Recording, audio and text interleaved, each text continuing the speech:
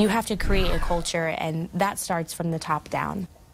New developments tonight in the News 8 investigation into sexual harassment complaints at the state capitol. A News 8 investigation from earlier this month found there have only been 2 official complaints of sexual harassment at the state capitol since the year 2000.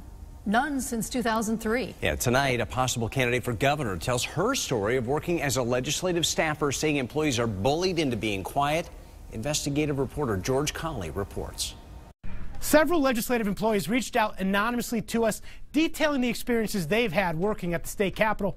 Now, potential governor candidate and mayor of New Britain, Erin Stewart, backs up their claims with what she saw and heard in her time as a legislative staffer. I've seen and I've heard a lot in my time there. I think that it's important that the rules are looked at and examined, but I don't believe that there's only been 2 complaints. Before Erin Stewart was elected mayor of New Britain, she worked at the state capitol in the Senate Republican office. She saw firsthand how the legislative caucuses handle harassment or workplace hostility complaints. Employees that I've talked to say that they're just basically bullied to not come forward, to kind of suck it up. Is that the type of things that you saw in your experience there? That is an accurate statement. The News 8 investigators reported earlier this month that there have been 0 sexual harassment complaints at the state capitol since 2003, with only 2 since the year 2000. Just prior to our original investigation airing, state lawmakers called for a total review of the capitol's sexual harassment policies and procedures. Stewart says change needs to start with the leadership in each caucus. Young women who are looking to make their mark, in their career have to and are forced to outweigh, right? What's worth it? Is it worth me complaining, or do I just sit here and kind of stay quiet and suck it up because I don't want to lose my job?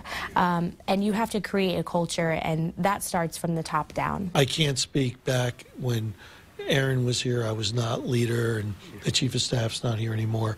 Senate Republican leader Len Fasano says he's never seen any bullying and points to the changes that ramped up the legislature's harassment policies in 2014. We certainly have, 1, an open door policy, and number 2, anybody who makes a complaint, we talk to HR immediately, and it's followed through, and we encourage people to do whatever they feel comfortable in doing.